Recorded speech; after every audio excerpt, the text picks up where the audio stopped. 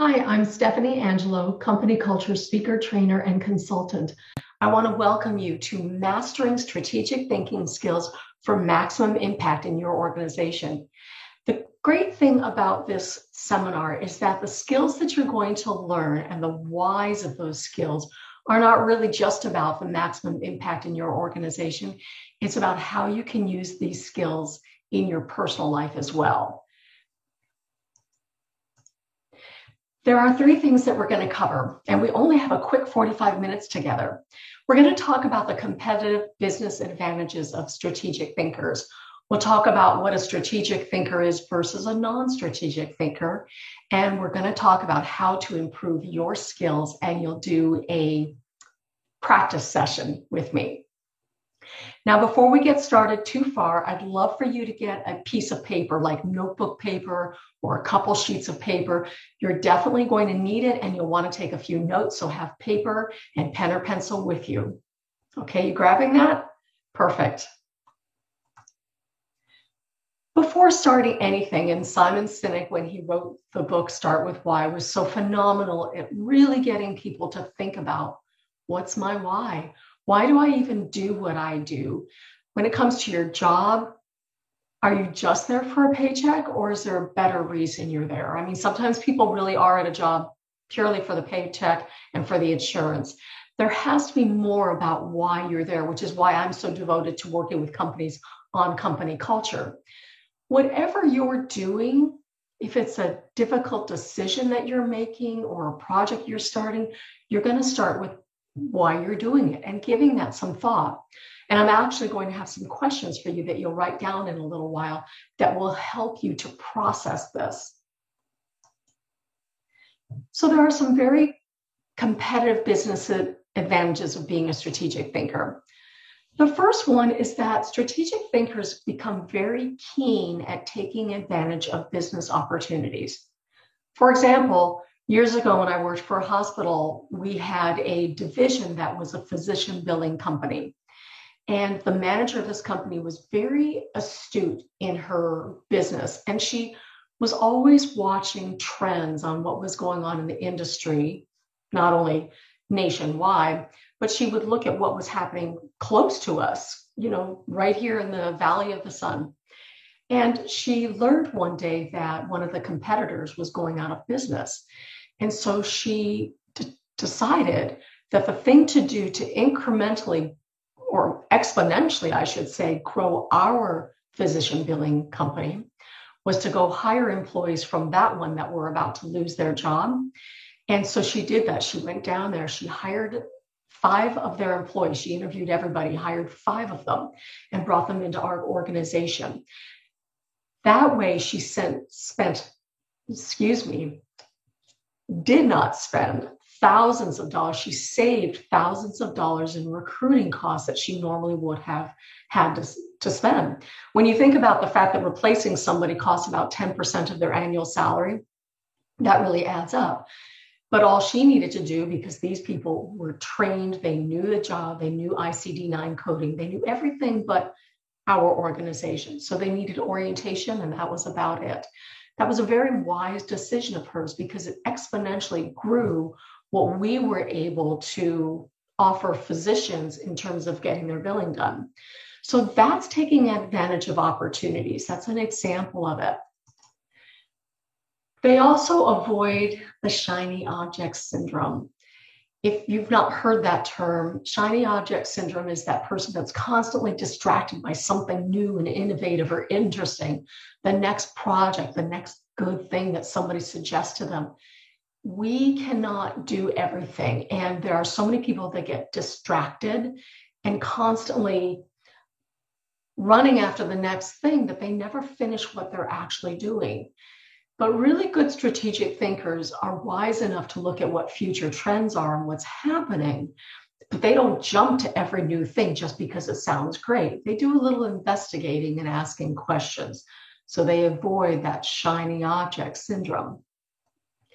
So here are some questions that I want you to write down that you can ask yourself anytime there is a project or something new that you want to take on.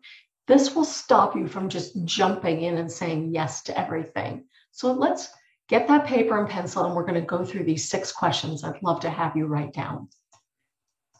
The first one is it right for my organization?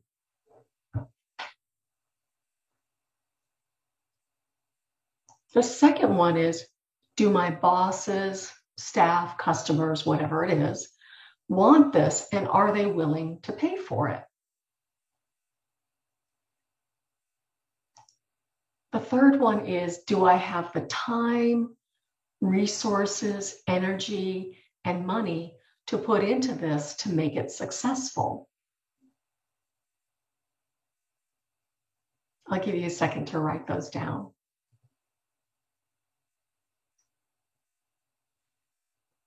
The fourth one is, do I have too many open projects sitting on my desk that need to be finished before I begin something new?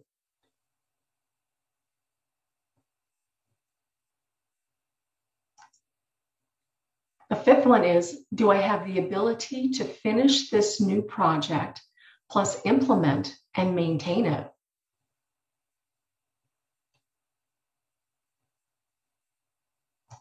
And the last one is, what has to drop off my radar in order for me to start something new?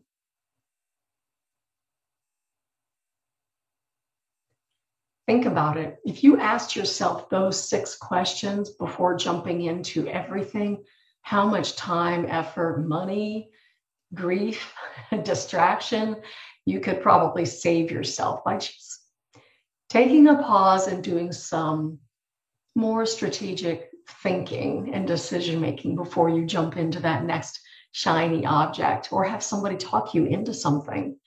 I don't know about your email inbox, but mine is inundated every day with this new workshop or that new program or whatever. It's just too much. So I have to ask these questions of myself. Is this worth it? Is it really different from something else? Those are the things that help me before I take on something else and a new decision or a new project. So how else do you benefit as a strategic thinker? Well, sometimes you don't know what you don't know. So strategic thinkers are known for asking a lot of questions. They are, in a sense, philosophers. In fact, some of the more known philosophers were strategic thinkers in the fact that they would do a lot of sitting down time just thinking about questions and problems and situations that they were facing. But everyday people can be too. I've heard of CEOs of the organizations. I've heard of several people, and we'll talk about that a little bit more in the program. But strategic thinkers, besides knowing that they don't know what they don't know, so they ask a lot of questions, they learn to use resources better. And so it pays off in time and in money, time and time again. The woman I talked to you about earlier was a great example of learning to use resources, because there were resources at another company that were just looking for employment, or they would be very soon. And so she went and scooped them up before they were lost to either a competitor or lost altogether and had to start working at some other organization altogether doing something different. So she took advantage of that opportunity.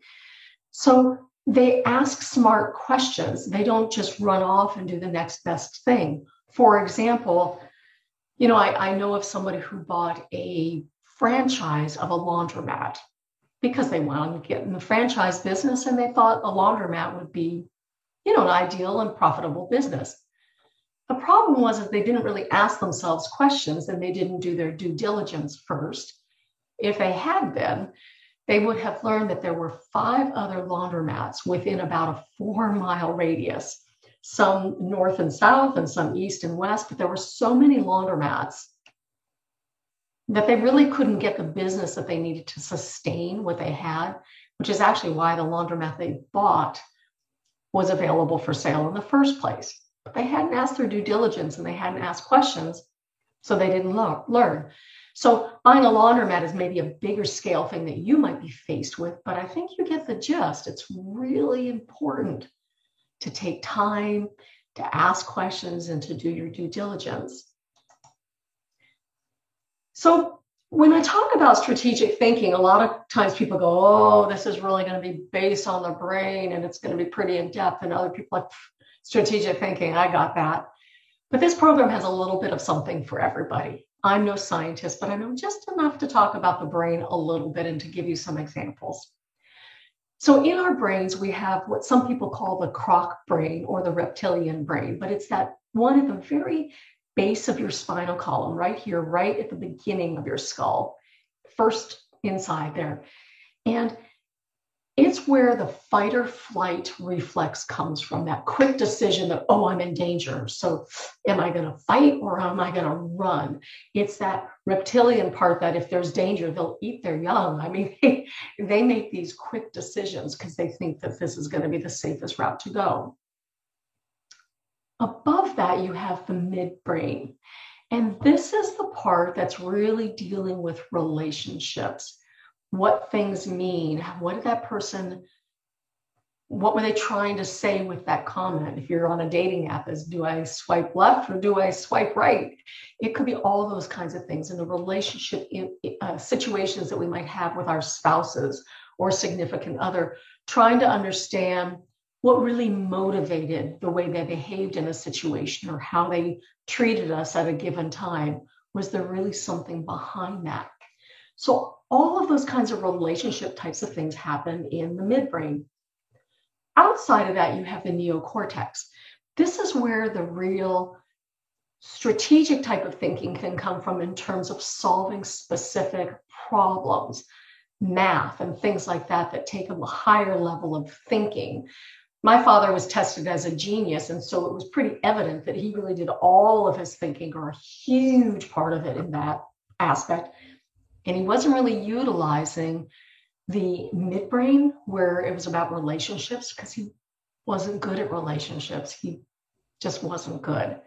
And so the whole point about strategic thinking is to learn how to actually use all of the parts of your brain and make them healthy and strong. Like if you exercise your body, and I hope all of you do, you need to do things that exercise your brain. That's why you hear people say, study a language, do jigsaw puzzles, do crosswords, Sudoku, all of those kinds of things, play board games, read books, all of those things that really make the other parts of your brain work in concert with each other. Obviously, some will have to work at different times than others, right? If you're faced with danger, it's not really the neocortex that's going to go, what do I do in this situation? No, you're going to make a quick decision. That's coming from the croc brain or the reptilian brain. But to have a really healthy brain and a long-lasting one that will live a healthy way into your old age, do different things so you use other parts of your brain and make them work in concert with each other. And then some will have to take over when certain other things happen in your life. We also do a couple different types of thinking. So convergent thinking is where you basically have your data and it's either going to be this answer or it's going to be this answer. So math is a lot like that. 2 + 2 is 4. Really no other way around that. Math and higher level of thinking comes from convergent thinking. So it's very process driven. So like it says here, it follows a particular set of logical steps to arrive at a specific solution. Whereas divergent thinking is very different. When I think of divergent thinking, I think of mind mapping, which is something that I do a lot. I might write down an idea on a sheet of paper, like right in the middle, and draw lines to come to all kinds of different answers or decisions and options. I love it because it gives you options. So you see kind of on this picture, you've got some stimulus in the middle there, and then you've got potential answer, potential answer, potential answer. So divergent thinking is a thought process or a method used to generate creative ideas by exploring many possible solutions. So what's a strategic thinker versus a non-strategic thinker? Well, here are some traits of a non-strategic thinker. And if any of these sound like you, this is the time to go, all right, I better work on that. Non-strategic thinkers are professional students. Now, don't get me wrong. Learning is a beautiful thing, and I hope you always find ways to learn. Participating in this conference and watching this webinar right now is a way to learn. But the problem with professional learners, and I say that loosely, is that they spend all of their time learning, particularly on the same thing over and over and over, but never really doing anything about it. That's why I told you I get inundated with all these workshops in my inbox, and I have to look at it. Which one of these is really new and valuable for me? I used to have a client who would take one marketing class and workshop after the other, and then she hired a marketing coach, and then she would read marketing books, marketing for probably a year, and never did anything about it, except for the fact that she had to have somebody else do her work for her. She was a graphic designer. She ended up farming out her work. And what happened is she lost touch with what was happening with her clients, and she lost the relationships. She lost the quality. It unraveled. So being a professional student is not really necessarily what you want to do. Another one is not being all in. If you, for example, want to start your own business and you have your job in the meantime, your 9 to 5 or whatever it is, while I understand that on a budgetary level and a financial level, you can only do that for so long, because if you're not all into getting your company started, it's probably never going to happen. So you really do have to commit. If you don't love what you do, that's also going to show. And some of these come from the book, The 4-Hour Workweek by Tim Ferriss. If you haven't read it, it's a pretty fascinating book. But you have to really love what you're doing, because if you don't, it shows. People will not follow along with you. They won't support you. They won't believe in you. The next one is, if you are going into work with somebody else or hire employees or do a project with somebody, whatever it may be, you need to background check them, and not just the references they give you, because those can be manipulated. Been there, done that. I used to work internally in human resources for a hotel chain and also for a hospital. So it can be manipulated, but you have to look on the outside, look for other resources to background checking your potential partners and really paying attention to what you hear. Then you need to understand what your customers care about, what they need. You know, we might think that we're designing the next best widget, but if nobody needs one, nobody wants one, you'll never sell it and get it off the ground. Some of the workshops and seminars that I have developed have literally come from the problems and situations that my clients are dealing with. And so in order to help them, I would create a workshop for them. So understand what your customers and clients need, listen to them and ask them questions. And then non-strategic thinkers have a tendency to ignore problems because it's messy and they just don't want to deal with them. It's a problem, and it just gets deeper and deeper until you circle down the drain. So if there are red flags, don't just go, maybe it's, not such a big deal. Pay attention to those, because if there's a red flag that's popping up, it's worth paying attention to and doing some investigating. Non-strategic thinkers versus strategic thinkers, versus non-strategic thinkers. Strategic thinkers are proactive individuals, meaning they're active enough to ask questions, to do the research, and to do the work. They do things that are also safety nets for their organization.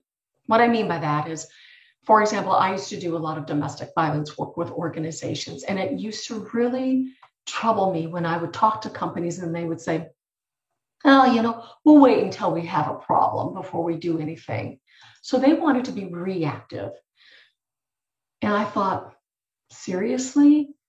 It's not necessarily that somebody keeps showing up to work late or eventually has a bruise on their face. There could be a shooting in your workplace. I worked with a company that had the significant other of somebody walk in the building, walk down the hallway, and shoot every body he saw. This is several years ago, but it cost the lives and injured about 15 people. So be proactive, not reactive. If it comes to training or research or asking questions, that's what strategic thinkers do. They also are innovative and new. Now, I know I told you not to go after every shiny object that's out there, and I meant that. But they look at what could be beneficial. What are the trends doing? What are competitors finding that worked for them? And a lot of that comes from asking questions and doing the research and doing the work. So they're innovative and new. I had a client company once that was having me work with employees that had been laid off, and I was doing career transition coaching for them and helping them be prepared to land their next job. And there was one guy who had worked in the machine shop. He got very comfortable on his machine, even though they had started to use others. He was like, no, like what I'm doing, I'm going to stay where I am. The problem was he had assumed that he would be there for the rest of his life. But that didn't happen. That company got sold. And lo and behold, the new owners were using completely updated things, and they had no use for him, and they didn't want to spend the money to train him. And because he could get trained there, he was also unemployable out there in the greater market because every other company had moved on in their machinery. So don't be afraid to be innovative and new, and look at learning new things rather than getting stuck in your old ways. Strategic thinkers are also heads up kind of people. They're looking around, they're seeing what's happening out there. If you think of that ostrich that's kind of standing up and kind of looking around the horizon, that's what they're doing. Their heads are up and they're paying attention. As opposed to that ostrich is like, oh my God, and they're digging their head into the sand because they're like, oh, I don't want to deal with this. Heads down people, they lose a lot. So how do you improve your strategic thinking skills? Well, you have to look at every situation from 6 sides. I once took an emergency response class. It was after 9/11, and my city offered these free classes, and you could take them at different levels. And I just took the community neighborhood-based one, but you could do like broader community, and you could do like, I want to help at the hospital for, devastating events and that kind of thing. And it was taught by the city's fire department and police officers as well. And I'll never forget one lesson, one evening, when the fire chief came in and he said, when we go in to fight a fire, we don't just go in with our hoses blowing like they make it look on TV. That's not how it is. We look at every situation from 6 sides.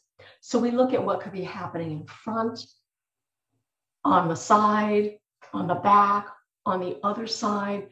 But we also look at what could be happening underneath, and we look at what could be burning up on top, or maybe even at the ceiling, like in the attic, that we don't even see coming out at the roof area. So they look at everything from 6 sides. And I actually took a flight home from Chicago one day, and I was sitting next to a firefighter, and I asked her about that story. She said, well, yeah, it's absolutely true. And she gave it a name, and I don't remember what it is, but the theory is important. Look at everything from the 6 different sides of possibility. So you could also look at things in the aspect of who do you serve? And this is different for everybody. So I just put possibilities here. I put the C-suite or management. Do you serve employees at your organization? Do you serve customers? Do you serve with or work with vendors? The community as a whole, maybe the media that might interview your organization a lot. Are you in the media? Are you in the newspaper? So those 6 things are variables, and they're different for everybody. But when you're thinking about your 6 sides, you could think about these different areas as each being a side to that box as well. So who do you serve? And what questions do you need to ask to help serve them better? And it always comes down to asking more questions. What I'd like to do is tell you a little bit about a process, and then I'm going to have you practice this.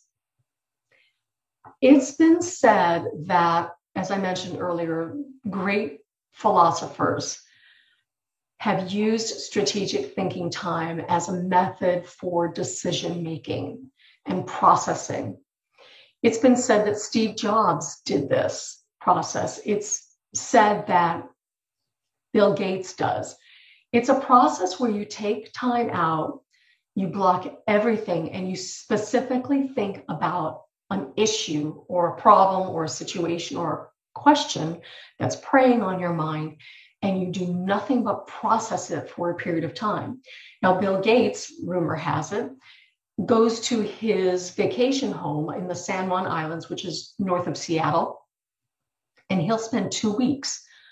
No radios, no phones, no TVs, nothing, by himself, just to have strategic thinking time and to process it.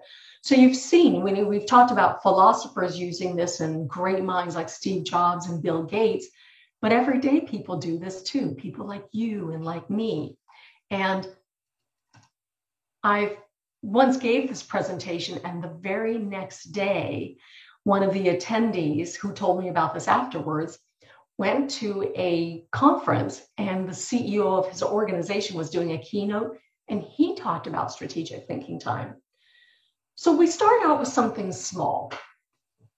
If you carved out 5 minutes a day, every weekday, so Monday through Friday, 5 minutes a day, and you just had a period of time where you did nothing but take a sheet of paper and you wrote at the top of it a problem, situation, a question that you had, and did nothing but write on it. Think of what you could achieve in 5 minutes time of just processing. And if you did that for a couple of weeks, and then you added maybe 2 minutes, so now you're doing 7 minutes a day, and then you made it 10 minutes a day, whatever you feel comfortable doing. Some people do it for hours. Some people don't do it daily, but they do it every month. They have like a session with themselves. But you make a plan and you put it in your calendar to actually do it. This is what I have done for myself. I design program this way. I think about what the outline will be, or if I have a video that I need to shoot or something like that, I'll put it at the top of a piece of paper. I'll set my timer for 5 minutes, and I do nothing but write. So I'm going to give you an opportunity. I'd like you to get a piece of paper, and at that top of the piece of paper, write down a problem, a situation, a project, some singular thing that is happening right now for you.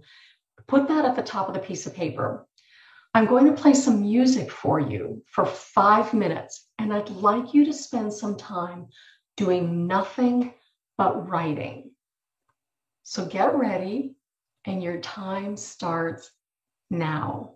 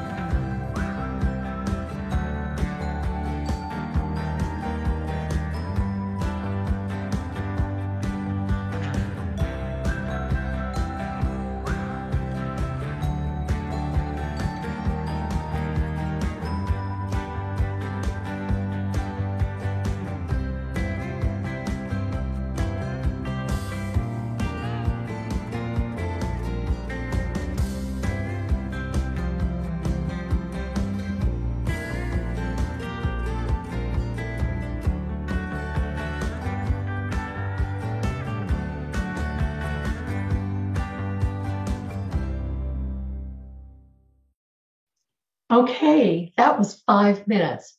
I know that for some of you, that probably went boom super fast. And for others of you, maybe 5 minutes writing was a long time. Probably some of you got pages or a full page written. Some of you might have just done a few lines. It's different for everybody, but the part about this that's really important is that it's a learned practice. It's a habit that if you get into it on a regular basis, will change things for you. It will simplify things for you. I know that in my own experience, I have felt so good after my 5 minutes of strategic thinking time where I just write. It's like, oh, I got an answer to this. I know what to do now. Or you can take the things that you've written and then revisit them the next time you go back, like the following day or the following time, if you do it on a monthly basis or whatever it might be. It's a little different for everybody, but it's really, really important to create a habit out of this. So you might think, well, why can't I just type these notes? And I feel that it's really important to write. There's something very different when you take something from your brain and it goes down your arm, into your hand, and onto the sheet of paper. It's a completely different way of utilizing all the parts of your brain and getting your mind to really activate that typing things just doesn't do. Now, if typing is all you can do, then that's the way it is. My suggestion would be if you can write these notes down. I've also had people say, well, I could do this while I'm driving. I could just talk to Siri. First of all, on the behalf of my friend Deborah, who was killed because somebody was trying to multitask and use their phone while she was on her bicycle safely in the bike lane and was killed. Please don't do anything when you drive, but drive. But the thing that I wanted to mention about driving and strategic thinking is that it's very different when you process those thoughts from your brain onto paper. And when you're driving, you really do have so many other things going on. You're watching for signal lights, you're watching for that person who's running across the street, you're watching for other cars. All these different things are happening at once. And so driving is your number one job when you're in the car. There's so much going on as it is. So don't use your driving time. Besides, we're only talking 5 minutes a day, 7, 10, whatever you make it to be. I've also had people say to me, well, I can just do this when I'm meditating.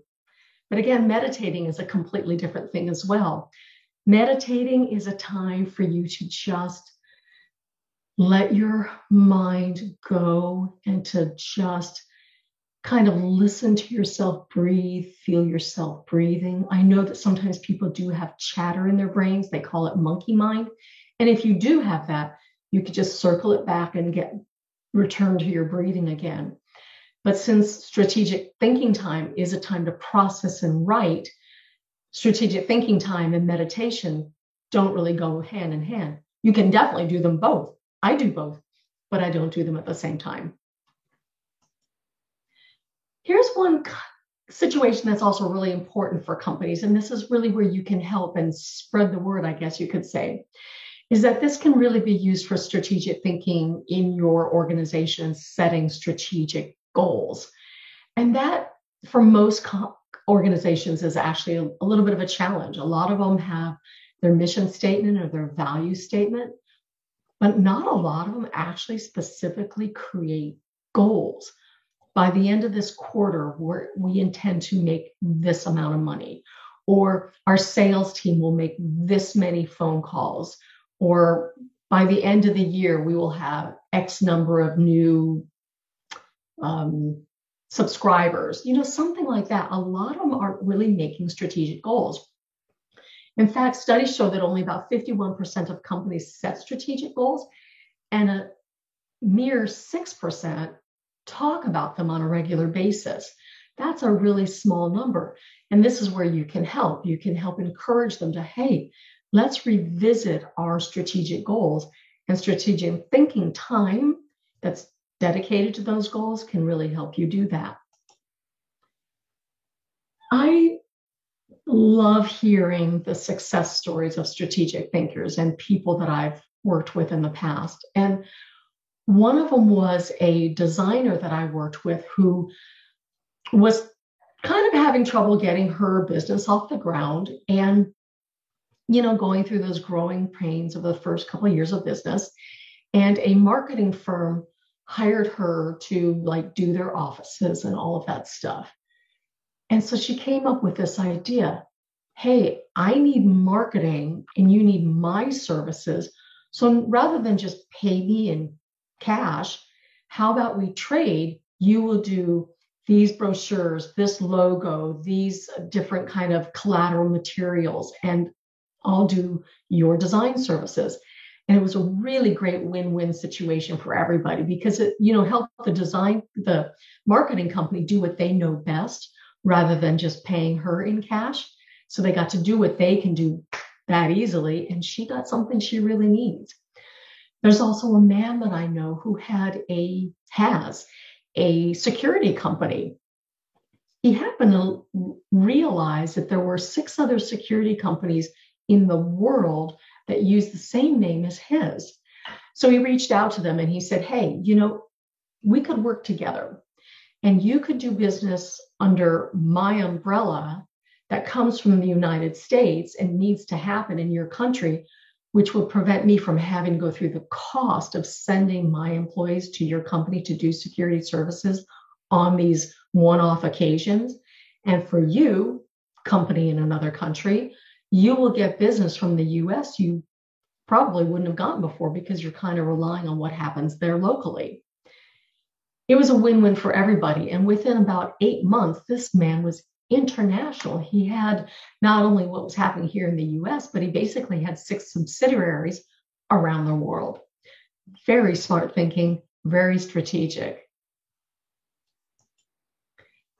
There's a quote by John Maxwell that I really, really like. And it says, you'll never change your life until you change, let me say that again. You'll never change your life until you change something you do daily. The secret of your success is found in your daily routine. And that's so important. When you think about the most successful people in the world, they get up an hour earlier than everybody else. They exercise, they read, and they write. They take strategic thinking time and they write.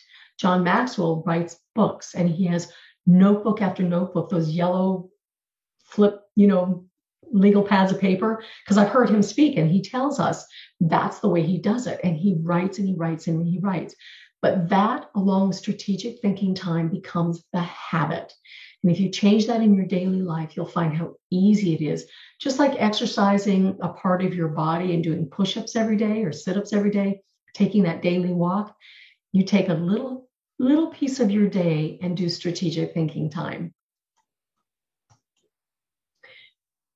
So here's what we covered. We covered the competitive business advantages of being a strategic thinker. We covered the differences between strategic thinkers and non-strategic thinkers. And we talked about how to improve your skills. So going back to the beginning, ask yourself questions. What is your why? Why do you even do what you're doing and what's in it for you? That can even be at the top of that sheet of paper when you do your strategic thinking time. Always ask more questions. So here's my contact information. I hope that you will reach out to me and we can, talk more about strategic thinking time and answer any questions that you have, or how any of these opportunities can help you in your personal life and in your business life as well. So again, my name is Stephanie Angelo, and I really appreciate the fact that you took the time to participate in this webinar. Thank you so much.